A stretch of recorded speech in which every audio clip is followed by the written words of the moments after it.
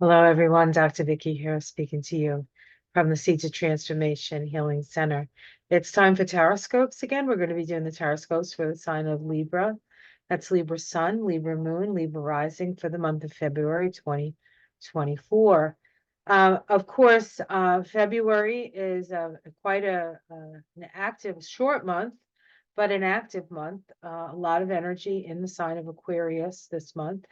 Of course, as we start the month, we already have the sun in Aquarius, which is not unusual, which is usual, actually. It's the sun goes into Aquarius, um, towards the end of January. But what is unusual is that Pluto is there as well. On the 20th of January, the sun ingressed into Aquarius, and then right shortly thereafter, on the same day, Pluto ingressed into Aquarius. And so we have Pluto now sitting in Aquarius. And as all the planets, the personal planets move into Aquarius, they need to pass through the gauntlet of Pluto. But we'll talk about it. We'll take a look at it in your astrology. This reading will be timestamped. So if the astrology is not what you're that interested in, you can jump right to the readings. I'll have a timestamp below, so you have that option. Or if you want to, listen to a certain part and not the other part, you have the option to do that at any time during the month of February. Okay, so let's take a look at the astrology here. Alrighty, so let's go back to little Libra. Libra, Libra, Libra, Libra. There we go. Sorry about that. Libra. The sign of cosmic justice. Libra is a cardinal air sign. All the cardinal signs are season starting. Here in the Northern Hemisphere, when the sun moves into Libra, we move into fall. In the Northern Hemisphere, in the Northern Hemisphere, the sun moves into Libra, we move into fall. Southern Hemisphere, they move into spring. So it is about, in a way, new beginnings. What do Libras like to initiate? Well, they like to initiate relationship, right? So, and we're in relationship to everything in our lives. Your mantra, Libra, is we are, or you could say I relate, either one. And your ruling planet, of course, is Venus. Lucky for us, Venus has no retrograde period this year. So Venus sort of zooms through all of the signs. So you get a little bit of a taste of the sign every month. Of course, this month it's going to move into Aquarius and meet up with Pluto, but we'll take a look at that as we progress. This is just a sort of a little diagram of all the different things that are happening this year. This is how far Mars goes. Mars does have a retrograde this year, but it doesn't happen until December, and it happens in the sign of Leo. But most of that Mars, and then it goes back into Aquarius, Cancer, so Leo, Cancer, and then comes out of Cancer back into Leo and forward, but that's not going to really happen until 2025. And there's plenty of things happening, believe me, in 2024 that we don't have to worry about that quite yet. As I said, your ruling planet Venus, which you don't see here, is because she's just zooming around the chart. So Venus is in every area of your chart this year. All right, let's take a look specifically at, oh dear, this was not changed. Okay, hold on one second. All right, that's better, right? Okay, good. I was like, wait a minute, that was last month. Sorry. Like, wait a minute, that's wrong. Because everything that's happening for you, Libra, is happening in your fifth house this month. Pretty much everything. But we start the month with Mercury and Venus and Mars in Capricorn, and the first aspect is Mercury making a sextile to Neptune. Now, Neptune is here in Pisces, And Neptune is in the latter degrees of Pisces now, I think like 26 maybe degrees of Pisces this week, this month. And so when these planets in Capricorn get to the end of Capricorn, they make these sextiles. These are waning sextiles. They are humanitarian in nature.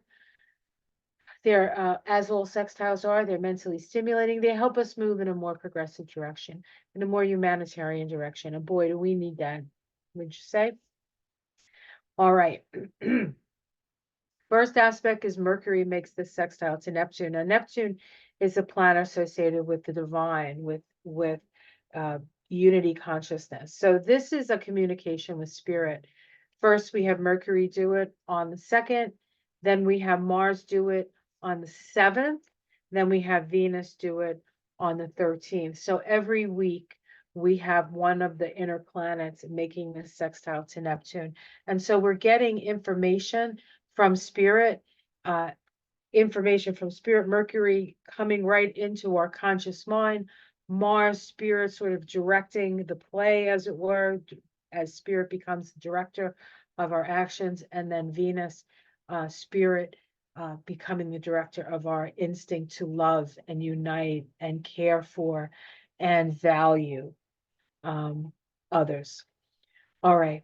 Which, of course, you're very familiar with anyway, because that's really what Libra teaches us. How do we value the other? How do we experience the other?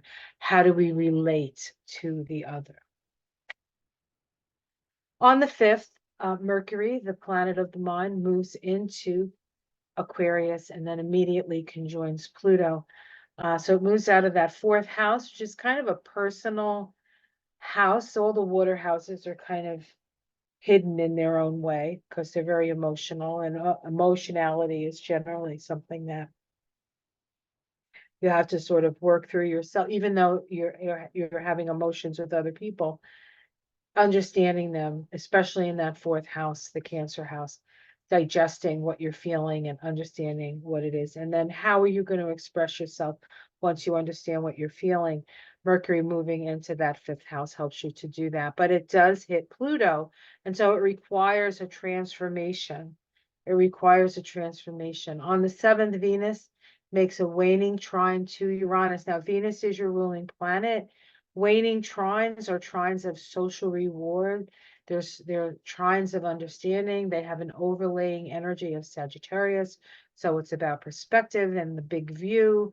And we're dealing with Uranus, the planet associated with freedom, and Venus, the planet associated with relationships and what you value. And so there's a free flowing energy between those two. So if there's a relationship you've been trying to get out of, this is a good time to just sort of skirt out, if that's the case, or if there needs to be a change in the way you relate. The only issue can be you don't want to foolishly spend your money with this aspect because things change very quickly. It can also bring money in. So it's not just sending money out. Try and sort of work in the background, and they're generally lucky as long as we don't either ignore them and waste the opportunity that they offer, or go too far with them, because once you're in a trine, there's nothing stopping you from flowing from one place to another. On February 7th, Venus makes a waning. Oh, I said that. That's what I was talking about. On the same day, interestingly enough, Mars makes that waning sextile to Neptune. So while Venus is in this dance with the planet of change, generally sudden change, or certainly out of the box experiences, Mars is connecting with spirit. On the 8th of February, the Sun makes a last quarter square to Uranus. Whenever Uranus is involved, we don't really know what's going to happen. Safe to say that whatever happens is a way to free us from something. And the last quarter square in its nature has a very sort of rebellious energy anyway. It's a crisis in our beliefs. It's an opportunity to reorient ourselves and become authorities in our own life. So we could see that happening with the Sun and Uranus. On the 9th, we have a new moon in the sign of Aquarius. This is your house of romance. Yes, the 5th house, your house of romance. also creative self-expression, also children. So you could have, there could be something new around your children here, maybe a new relationship with your children, right? It's also a good time if there's a creative, if you're a creative, this is a good time to start a creative project because it's in that house of creativity. Very, very potent. Um, and this starts the year of the wood dragon. If you were born in 64 or the beginning of 65, you are a wood dragon. And so this is your year, your sort of astrological Chinese return in a way. The last time we had a year of a dragon was 2012. That was the year of the water dragon. Now we're in the year of the wood dragon, and the wood dragon is about growth. There's a lot of growth with this. I forgot to put the, I had all the other ones. I had a little dragon sitting there. I forgot to put the dragon in. Well, the dragon's sitting right here in that 5th house of creativity. On the 10th, Mercury makes a last quarter square to Jupiter. Mercury and Jupiter are the 2 planets associated with the mind. Mercury is our reasoning mind. Jupiter is our intuitive, creative, really mind.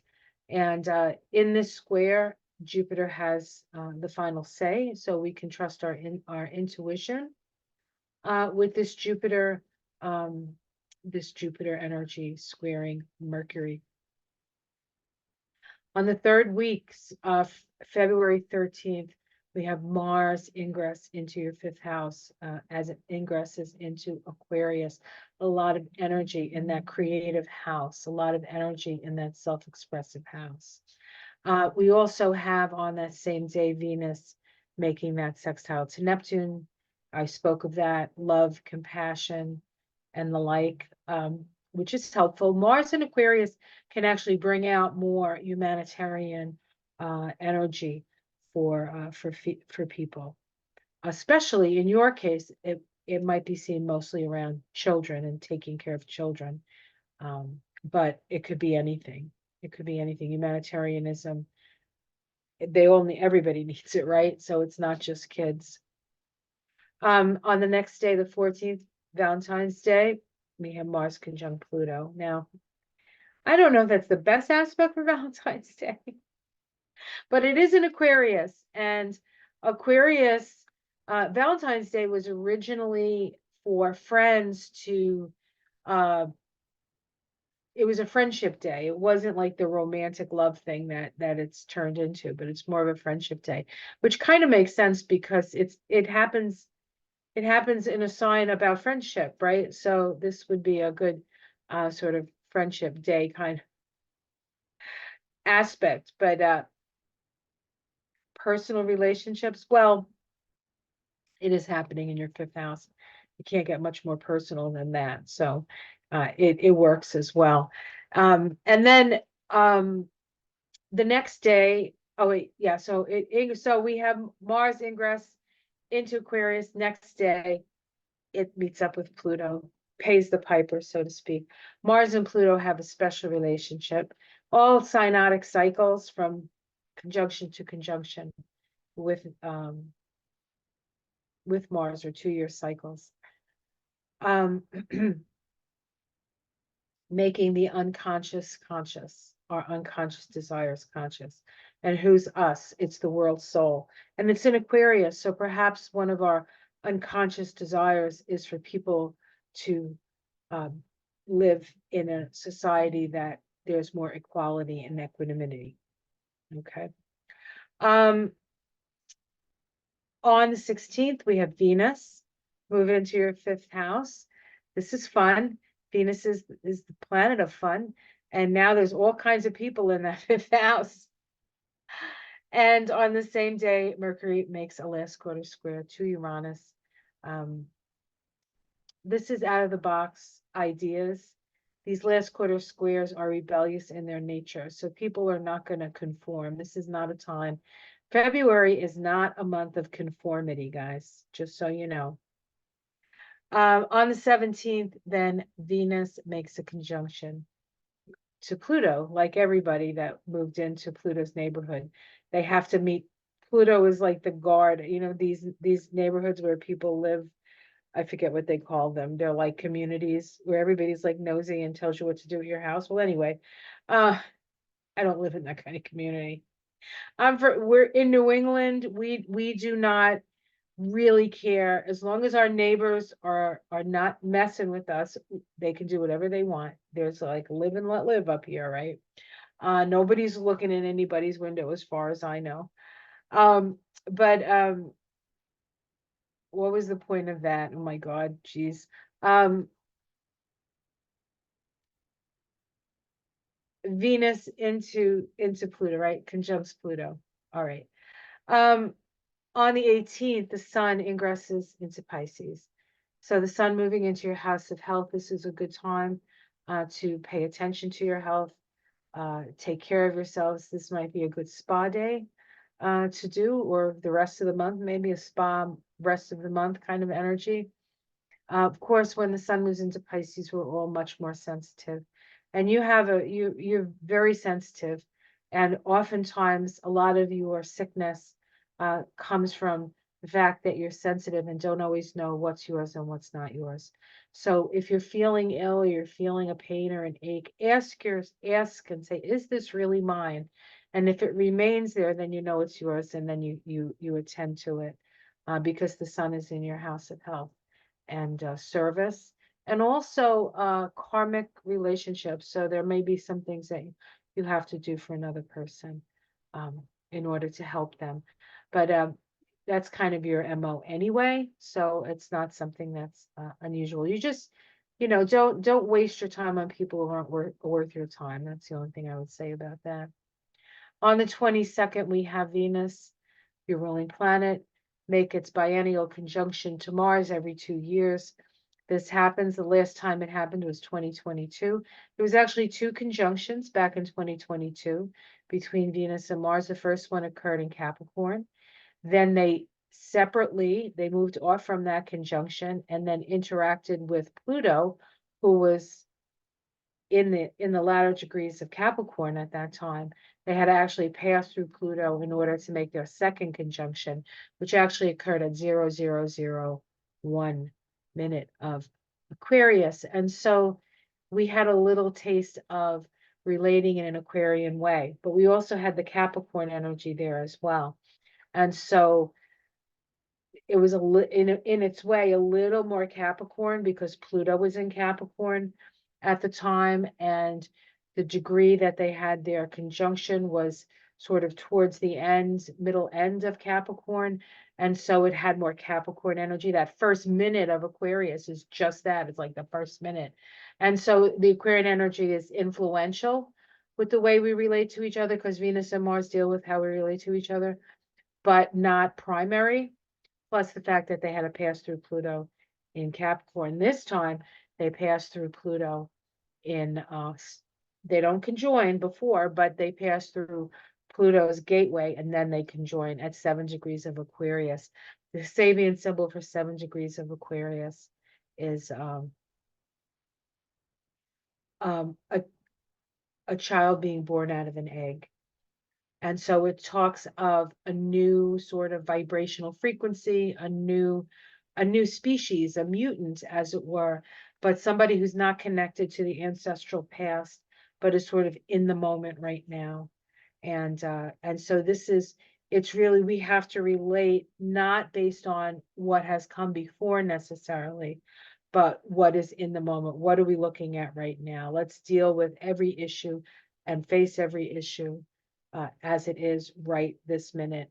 And that's going to help us to move through what we need to move through, because 2024, while it is a year of manifestation, there's also a manifestation of seeds planted over the last 8 years since 2017. So there's a lot of stuff coming down the pike, and a lot of it is going to happen so fast we're not even going to know that half of it happened, because we can only pay attention to so much. And then really what you really have to pay attention to is what's right in front of you anyway. So that's where your primary is, what's right in front of you. And then anything besides that is gravy, as they say. On the 23rd, we have Mercury moving into Pisces. So now the planet of the mind, which really likes being in Aquarius, because Aquarius sort of vibes with Mercury. It's very mental, it's very organized, it's like it understands stuff, it sees where things go. Mercury in Aquarius can be almost holographic. Like Mercury in Aquarius like sees things in the abstract. They see it like it's all up here, and they can sort of pull stuff out. But then it goes into Pisces, and it's a whole different story, because Pisces is an energy of dissolution, and Mercury is the mind. So you're going to maybe feel a little bit more confused, or a little bit more dreamy, or a little bit of more imaginative. Be careful that, you know, you get an ache or a pain, you don't imagine the worst of it. Like, oh, my knee hurts. Do I have a tumor in my knee? Like that kind of stuff. Don't go there. Don't go. Get your knee checked, because this is a time to check, but don't assume it's the worst, because you don't want to bring that energy into yourself. Deal with what needs to be dealt with, and then go from there, right? See what's right in front of you. On the 24th, we have a full moon in the sign of Virgo. This full moon for you is in your 12th house, the house of your undoing. And the sun is going to be in the 6th house. This is the axis of healing. So there may be something, you have a pain, maybe you find out like it's something, but it can also, it's not just physical healing, but it's also spiritual healing. So you may have an idea of what is shown to you as far as that's concerned. And then on the same day, we have Venus make a last quarter square to Jupiter. Venus-Jupiter squares, usually the worst that can happen is that you overeat, or you overspend, or you overpromise. So don't do any of those things. You can enjoy yourself, but don't get too crazy. Don't get too optimistic. And you have a tendency to, throw your hat in when it comes to people who need help, because that's part of what you do, right? You're like, oh, what's this experience about? How can I help this person? Here's the other, like it's all about the other person. But you want to make sure that you're being discerning in that respect. On the 27th, Mars makes a last quarter square to Jupiter, just like a couple of days before Venus made that last quarter square. Same thing. The only difference is with Mars, you can do too much. You can over extend yourself in ways that are not healthy for you. So be careful with that. On February 28th, this is an important day. We have 3 conjunctions on that day. They're all in Pisces. We have Mercury conjunct the Sun. Then it moves on to conjuncting Saturn, and then the Sun moves and conjuncts Saturn.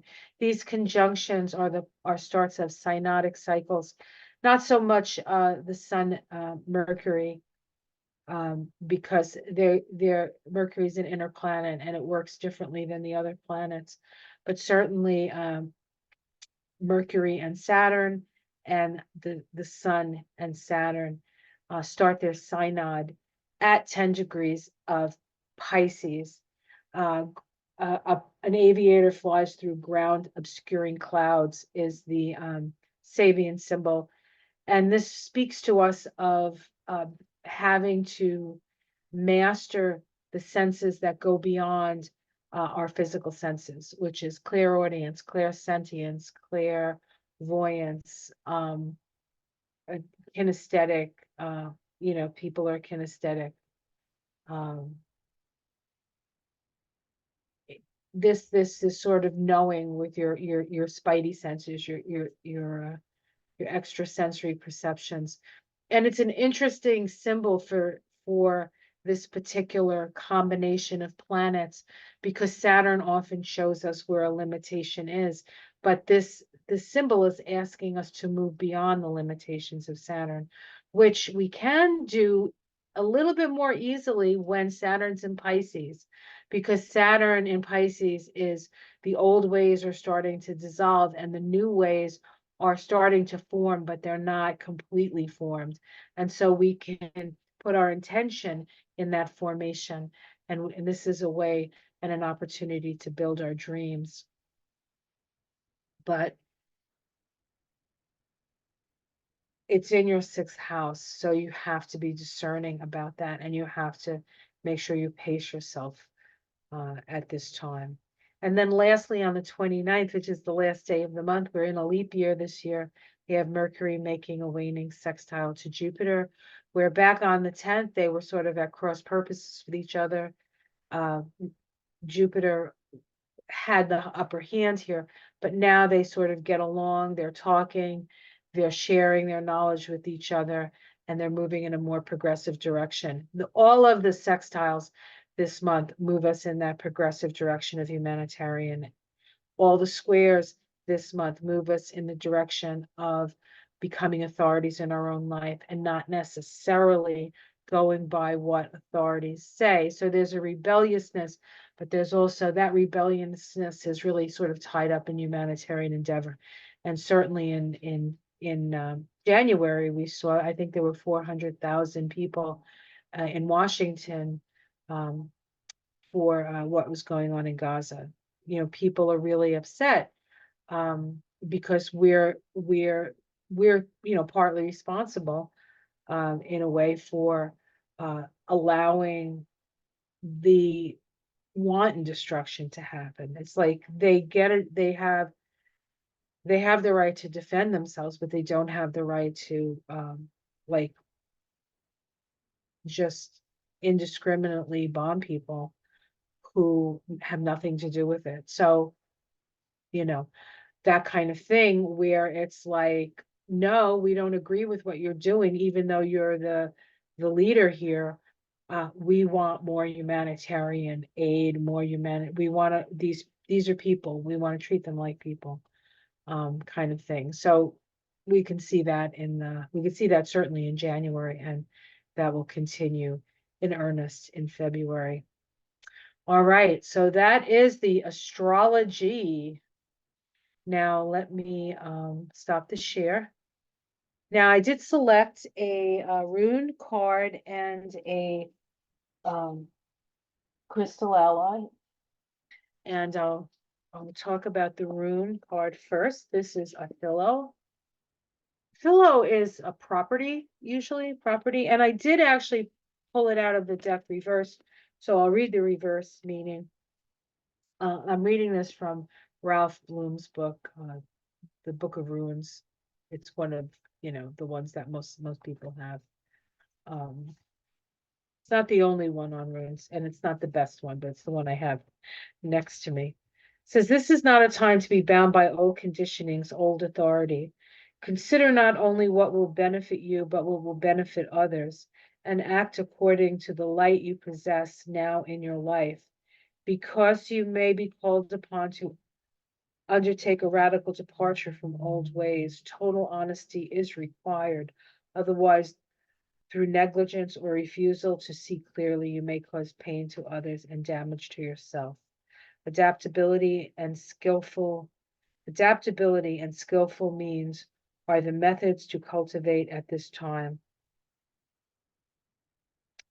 We do without doing, and everything gets done.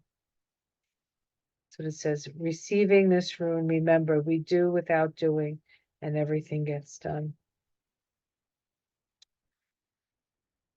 All right, and the crystal that I selected was, drum roll, please, Cerussite. Cerussite. It is a storm element, and so it activates all the chakras.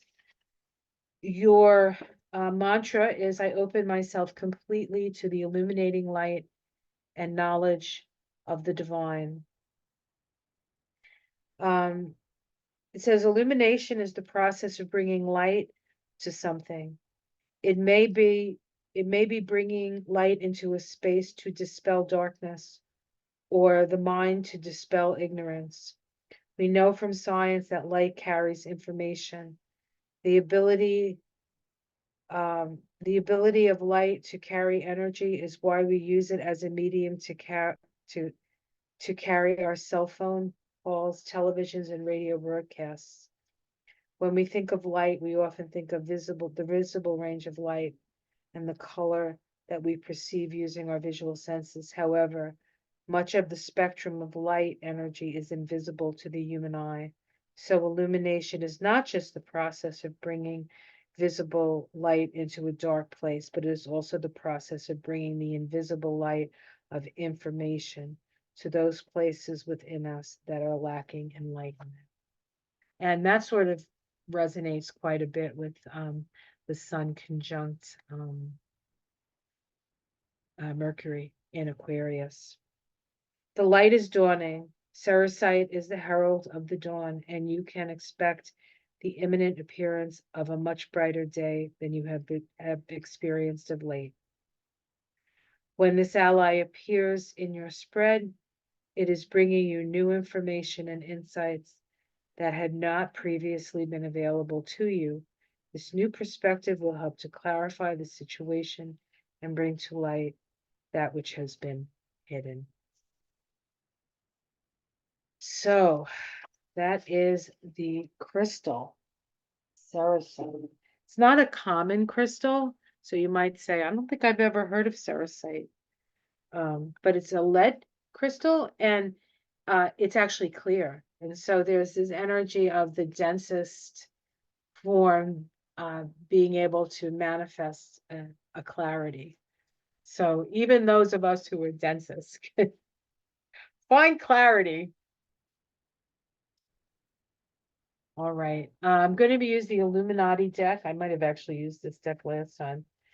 Whenever I'm dealing with Libra, Libra is an aesthetically concerned sign and certainly an aesthetically pleasing sign. Some of the most beautiful faces are people with Libra ascendant, because they're beautiful, they're Venus ruled, and they're symmetrical.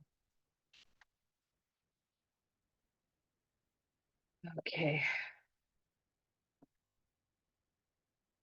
Just give this a couple of quick shuffles here.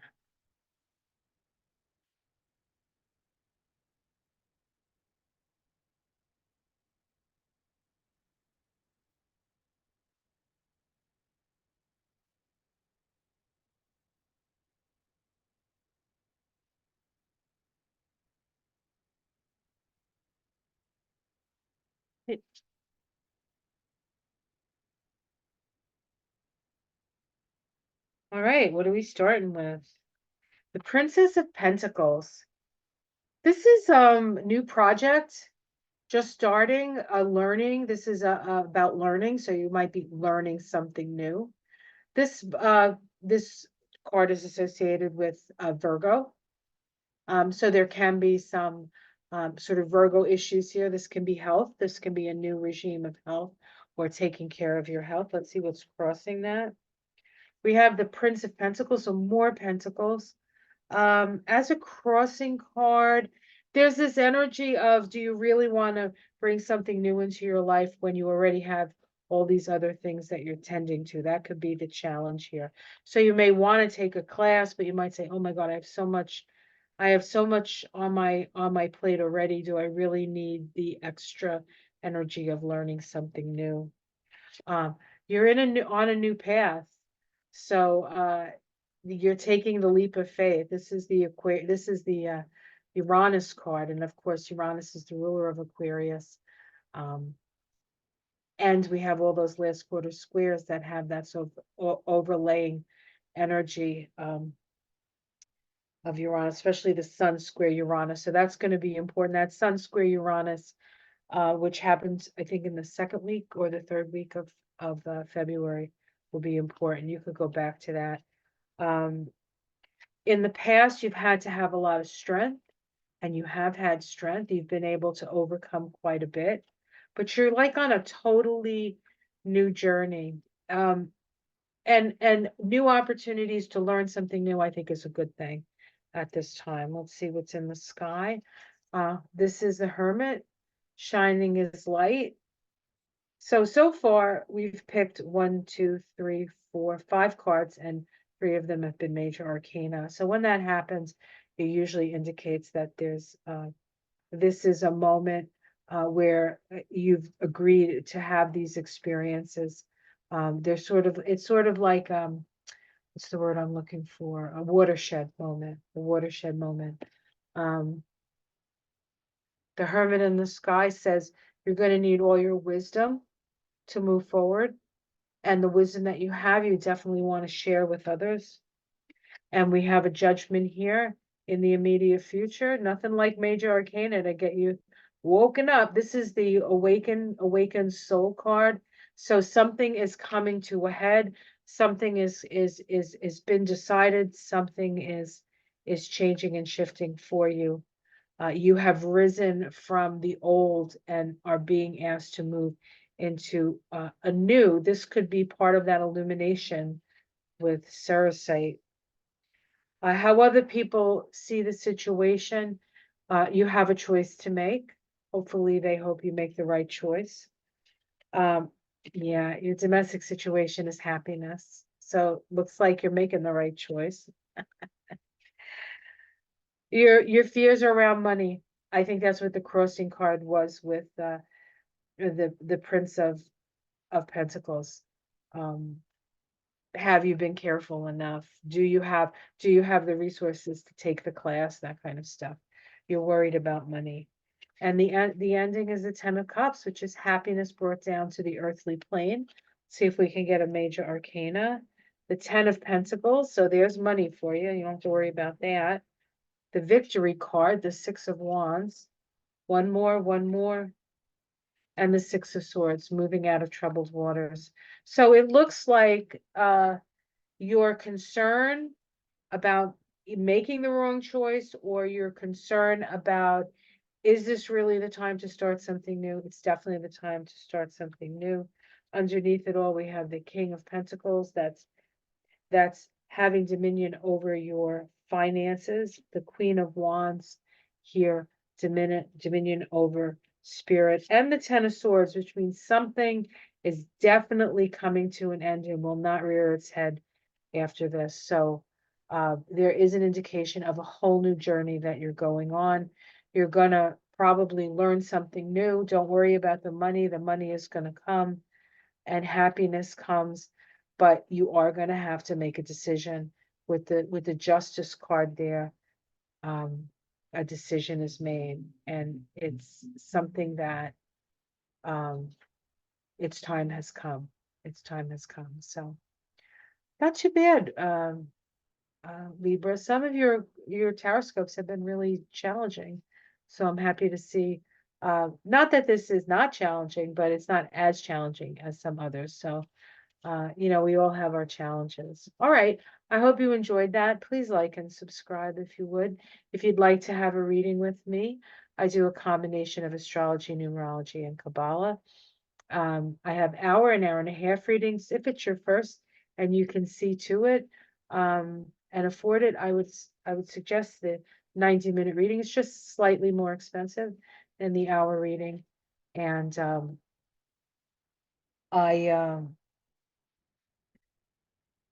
I do have availability for that. There are links below. If you're interested in learning astrology, I'm starting a beginner's astrology class. There are two options. There's a Saturday afternoon class, noon to 2. That's starting on February 3rd. That's a Saturday for 6 consecutive Saturdays. Or there's a Monday evening class starting on the 5th of February, and that's from 7 to 9 Eastern. All classes are in Eastern time. You don't have to be in all the classes to get all the classes. It's just a matter of interaction in the class. If you're not there, you still get the class. So if there's an issue with a Monday or a Saturday or something like that, you'll still get everything that you need for the beginner's class. All right, guys, have yourself a great day. Have a great month. Take care of yourselves. Don't forget, self-care, self-care, self-care. Much love, everyone. Namaste.